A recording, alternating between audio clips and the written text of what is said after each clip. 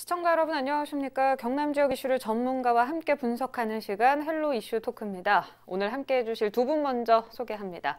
경남도 공공건축가로 활동 중인 유진상 창원대 건축학부 교수, 창원시의회 전홍표 의원 나오셨습니다.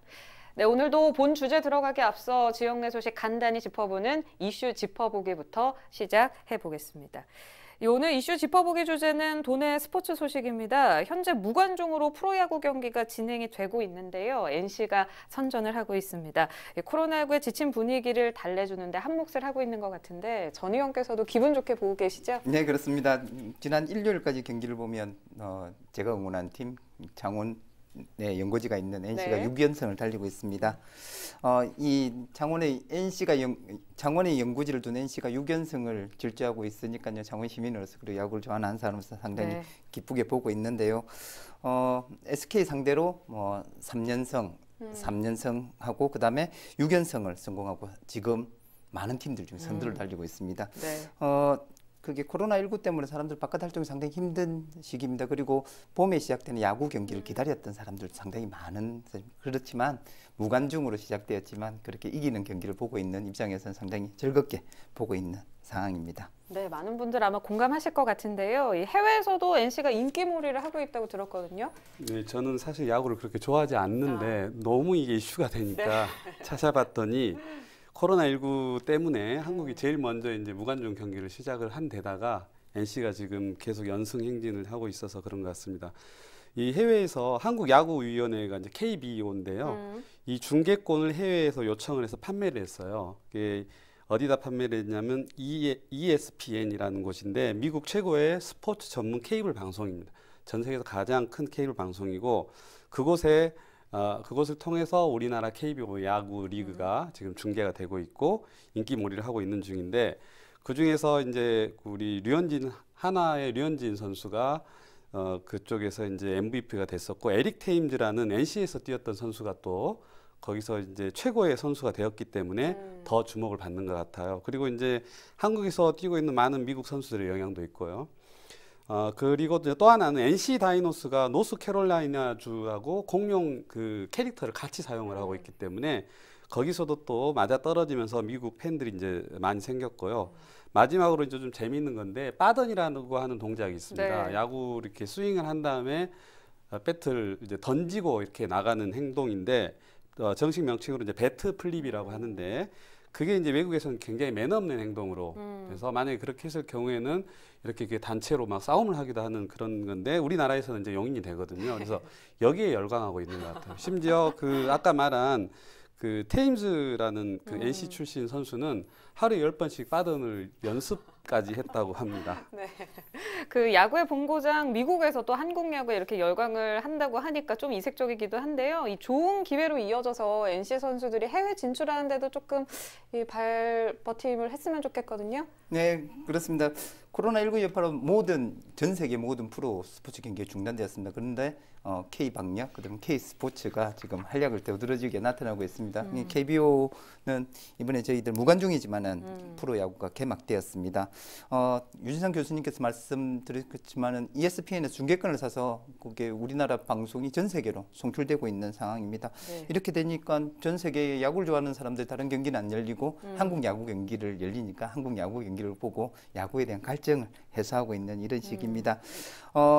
그리고 이 흥미로운 영상들이 하이라이트 장면으로 이렇게 편집돼서 또 많은 사람들이 전 세계 많은 사람들이 보게 되고요. 이런 계기를 발돋움 삼아서 우리나라 야구가 전 세계에 알려지는 그 계기가 될 것이고 그걸 통해서 수많은 선수들이 또 메이저리그나 다른 세계의 프로 무대에 진입할 수 있는 그런 장벽이 열리지 않았나 생각하고 있습니다. 네, 말씀해 주셨지만 이 K-방역이 스포츠에도 잘 적용이 되는 것 같은데요. 뭐 응원 방식이라든지 무관중 경기다 보니까 여러 가지 풍경들이 많이 바뀌었는데 해외에서도 이색적인 풍경에 많이들 관심 가지실 것 같거든요. 예, 그러니까 저희가 이 조금 빠른 대처를 한 것뿐만이 아니라 그 경기장 안에서 다양한 아이디어를 내놓고 있는데 지금 축구장에서도 이제 풍경이 많이 바뀌고 있어요. 예를 들면 이제 관중이 전혀 없는데 함성 소리라든지 응원 소리, 시끄러운 소리를 녹음해서 뭐 심지어 어떤 구단에서는 음향 효과를 12가지를 준비해서 케이스별로 이제 주기도 하고 심지어 자기 선수 쪽 야유하는 소리까지 녹음해서 틀어준다고 합니다. 그러다 보니까 이제 그 현장에는 못 가지만 충분히 그런 현장감을 느낄 수 있도록 여러 가지 장치들을 했고, 심지어 또 재밌는 게 선수들끼리 경기하다가 서로 충돌해서 부딪히면 원래 이제 손을 잡아서 이렇게 세워주고 또 심판이 이렇게 세워주고, 이게 이제 원래 매너인데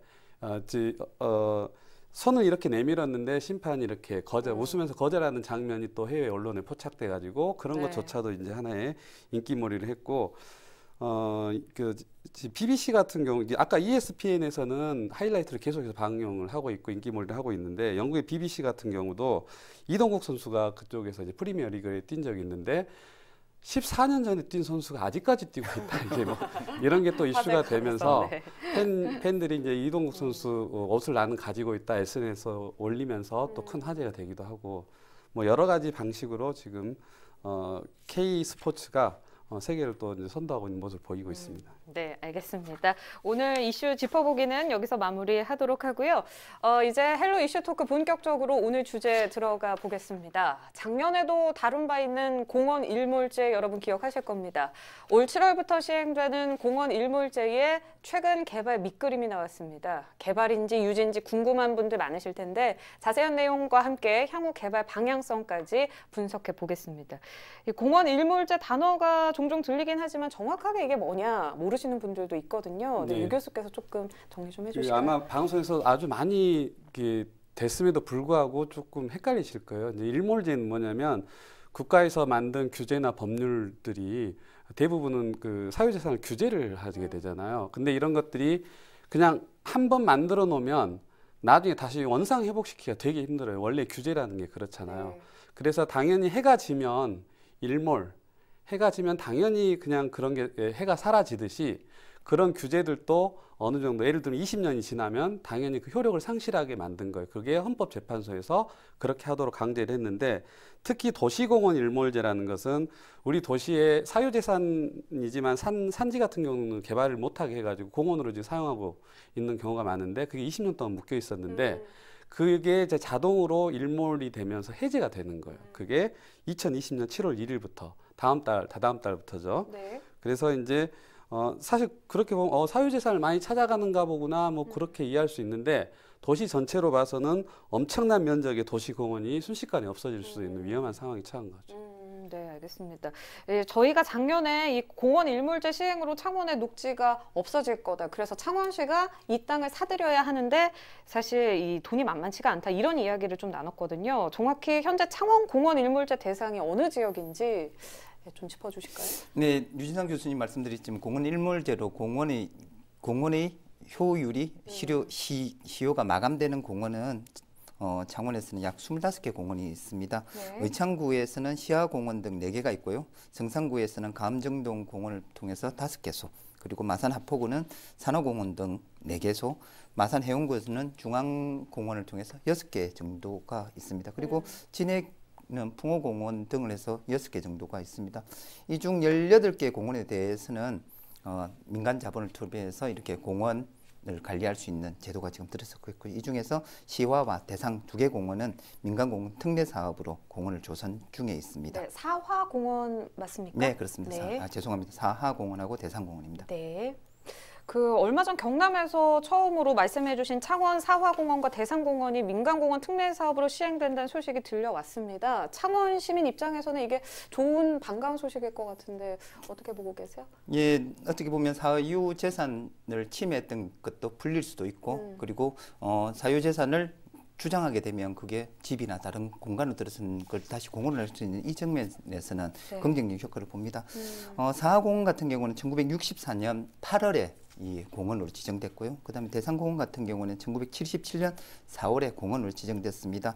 이 공원에 사유지가 있었던 분들은 뭐 길게는 50년, 짧게는 40년 동안 재산권을 행사하지 못했던 상황입니다. 기껏해봐야 거기에 있는 밭 같은데 작물 정도만 조금 심을 수 있는 상황이고요. 그리고 이번 민간공원 특례 사업으로 인해서 그분들에게서는 이게 재산권을 보장받을 수 있고 이 민간에서 팔 수 있는 그 점에서는 좋은 측면이 아닌가 싶습니다. 그리고 공원을 유지한다는 측면에서 사하공원 같은 경우에는 사업 면적이 약 1240제곱미터 정도인데 이 중에서 86.5%가 공원으로 존치되고 있는 상황입니다. 네. 그리고 좀 전국의 규모를 봐서는 가장 많은 부분을 공원에 존치했던 상황입니다. 대산공원도 마찬가지입니다. 대산공원도 82.7% 정도가 공원 부지로 이렇게 잔존하게 됩니다. 그렇기 때문에 시민들 입장에서는 공원도 그대로 유지할 수도 있고 그리고 재산권을 짧게는 40년, 50년 동안 보장받지 못했던 주민들에게서는 재산권도 행사할 수 있는 이런 기회가 되고 있습니다. 근데 하나 우려적인 사항이 있습니다. 재산권을 보호해주는 반면 이를 보상해 주기 때문에 민간 사업자는 거기에 대한 수익을 얻어야 되기 때문에 아파트가 들어서게 됩니다. 처음에 계획했던 아파트보다는 많이 줄었지만은 아파트가 과잉 공급되지 않느냐라는 걱정을 하고 있는 분들도 많습니다. 그러나 전체적인 통계를 보면요, 창원 지역의 미분양 아파트는 점차적으로 줄어들고 있는 사태입니다. 2018년 6월 같은 경우에는 6,800세대가 미분양으로 남아 있는데요. 2019년 12월에는 5,300세대, 그리고 2020년 3월 최근 자료는 5,100세대 정도 미분양으로 남아 있고 이 중에 4,300여 세대가 있는 하포구 지역만 빼면 그렇게 아파트의 과잉 공급이라는 측면은 아닌지 아닌가 이런 측면도 있습니다. 우려되는 거에 비해서 다소 괜찮다, 네, 요 그렇습니다. 말씀을 해주신 것 같습니다. 유 교수께서는 공공건축가 입장에서 이 문제를 또 살펴보지 않으셨을까 싶은데요. 어떻게 보고 계신가요? 이제 전 의원님 말씀하신 것처럼 지금 창원시 공원 전체 공원이 439곳인데 그 중에서 2020년 7월에 실효되는 이제 일몰제가 실효되는 곳은 27곳이에요. 네. 근데 그 27곳 중에서 난개발 우려가 별로 없는 7곳은 이제 그 면적도 좀 작고 하는 건 시에서 자체 관리를 하겠다고 했고 나머지 20개 중에서 아까 사화공원과 대산공원을 민간 특례 사업으로 개발을 한다고 했어요. 그게 뭐냐면 이게 한 2천억 원 이상의 그 어떤 공원 개발하고 하면 소요가 되기 때문에 네. 민간 업자한테 개발을 하게 해서 시는 2천억 원 정도의 재정을 전략을 하면서 그러면 민간 업자는 자기들이 그냥 공원만 해갖고는 수익이 안 남으니까 좀 공공주택을 좀 지어가지고 수익을 보존을 하겠다는 거죠. 그게 이제 민간한테 특례를 주는 성격의 사업이라 그래서 민간 특례 사업인데 11월에 이제 공원 존치를 위한 우선 관리 지역으로 이제 각각 2곳을 지정을 했고요.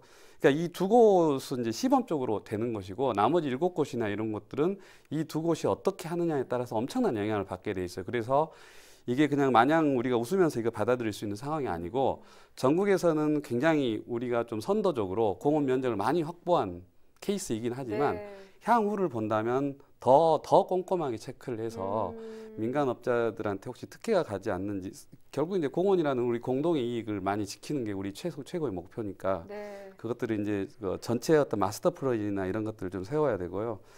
그러니까 결국 말하면 사실 민간 특례는 차선책일 뿐인 거예요. 사실 제일 좋은 것은 혹시 기억하시는지 모르겠는데 부산 시민공원 하야리아 군부대를 빼고 나서 부산 시민공원이 들어올 때 창원시는 39사단을 똑같은 크기의 군부대를 빼고 아파트를 전부 지었고 부산 시민들은 십시일반 모금을 해서 전체를 통째로 시민공원으로 만들었거든요. 이거 주목할 필요가 있는데요.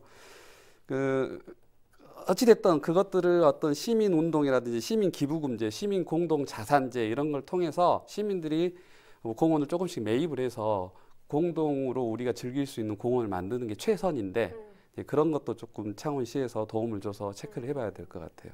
알겠습니다. 어쨌든 공원 부지가 확보된 데 있어서는 전 의원께서 또 창원시의회 상임위원회에서 이 건을 다루신 만큼 감회가 남다르실 것 같은데 네, 어떠세요? 고민이 많았습니다. 네. 고민이 많았습니다. 과연 공원을 지킬 것인가? 그럼 지켜야 되는 것은 당연한데 예산이 많이 들지 않습니다. 어떻게 지키는가? 그래서 정말 차선책으로 선택했던 게 민간 공원 특례 사업을 통해서 공원이었습니다. 그 중에서 협상 과정이 좀 길었습니다. 각 업체에 통해서 약 10차례, 20차례 정도 각 업체에 대해서 한 사항인데요. 그렇게 체결됐던 내용을 보면 사하공원에서는 파크 골프장, 다목적 체육관, 숲속 놀이터 등이 들어서고요. 그리고 대산공원 같은 경우는 사회간접 자본으로 조성되는 것들이 있습니다. 수소연료전지 발전으로 에너지 공급 체계를 이렇게 할 수 있는 그런 공간이 들어서고요. 그 다음에 스마트 가로등 그리고 빅트리라고 산 정상부에 360도로서 창원시를 전망할 수 있는 그런 공공 건축물이자 공공 장소가 생각됩니다. 그리고 창원의 분지 지역 때문에 부모님들이 미세먼지 걱정이 좀 많습니다. 그래서 미세먼지 걱정 없이 놀 수 있는 그런 맘스 프리존이라는 미세먼지 걱정 없는 공간도 민간 특례 사업 공원 부지입니다. 그리고 사하공원, 그다음에 대산공원, 창원시 관내에서는 도심지 내에 공원들이 많습니다. 근데 공원들이 걸어가기에는 단절대가 있는 것이 있습니다. 그래서 그게 빅브릿지라고 그 공원들을 연결시킬 수 있는 하나의 큰 공원 시스템을 구축하는 사업도 이 협약을 통해서 이루어질 예정입니다. 네, 창원의 녹지 환경이 조금 더 개선될 것으로 보이는데요. 한편으로는 이번 개발 청사진에 반발하는 목소리들도 있습니다. 애초 여기에 예술학교를 짓겠다는 말이 나오면서 사실 호응이 참 좋지 않았습니까? 그럼 네. 이게 완전히 무산되는 거 아니냐 이런 이야기가 나오면서 많은 분들이 좀 반발을 하고 있는데 현재 상황으로는 이게 어떻게 진행이 될까요? 네, 아까 말씀드린 것처럼 민간 특례 사업으로 공원을 만든다는 것은 창원시 재원으로 다 하면 제일 좋겠지만 차선책이거든요. 거기에 이제 차선책으로 우리가 시민들이 양보를 했는데 그 양보할 때 이 계획 자체가 사하공원 민간개발 특례 사업이 안상수 전 시장 때부터 이뤄진 건데 그때 우선 협상 대상자 선정 과정에서 대저건설이 공공기여시설로 조수미 예술학교를 설립하겠다고 이야기를 했어요. 그런 사실 우선 협상 대상자에다 그런 굉장한 메리트 있는 것을 던짐으로써 협상 대상 우선순위에 당선이 된 건데 지금 이제 보니까 아까 그 창원의 미분양 6,000세대부터 점점 줄어가지고 한 1,000세대 줄어 지금 5,000세대라고는 하지만 이 3년 동안 골치 아픈 그게 결국 1,000세대밖에 안 줄고 아직도 미분양이 5,000세대가 남아있는 상태에서 보니까 이제 경제 악화, 아파트 미분양 사태 이게 겹쳐가지고 이제 본인들 세대 수까지 줄여서 공헌을 많이 해주는데 조수미 예술학교까지 해준다 이게 이제 힘들겠다고 난색을 표하면서 공식적으로 이야기를 한 거예요. 우리 하기 힘들다. 근데 이제 사실은 아까 말씀드린 것처럼 우선 협상 대상자에 선정이 될 때 그게 굉장히 큰 어떤 그걸 줬는데 여기 지금 와서 이제 이렇게 돌이킨다 그러니까 도민들이나 이제 시민들은 굉장히 그 난감한 정도를 넘어서 조금 이제 화가 나 있는 상태고요. 네. 특히나 이제 거기서 하겠다고 했던 그 조수미 예술학교는 경남 최초의 문화예술 교육기관이었거든요. 그래서 굉장히 기대가 컸습니다. 그리고 이제 이게 이제 또 이 정도 되면 지난번에 스타필드 들어올 때처럼 공론화 과정을 거쳐야 되지 않냐 뭐 이런 이야기까지 지금 스물스물 나오고 있는 상태거든요. 네. 그래서 지금 여건은 약속의 문제이기 때문에 이걸 이제 사실은 지금 7월 1일이라고 해서 너무나 이제 시간이 닥쳤어요. 그래서 선택의 여지가 없다고는 하지만 네. 이걸 또 그렇다고 시민들 의견을 무시하고 그냥 넘어갈 수도 없는 문제인 것 같아요. 네, 공론화 이야기를 해주셨는데 그렇기 때문에 창원시 입장에서는 어느 정도 여론 수렴이 필요해 보이거든요. 그렇다면 창원시의회에서 이 요구를 창원시 행정부에 전달하는 거를 고려하고 있는지 이 부분도 좀 궁금하네요.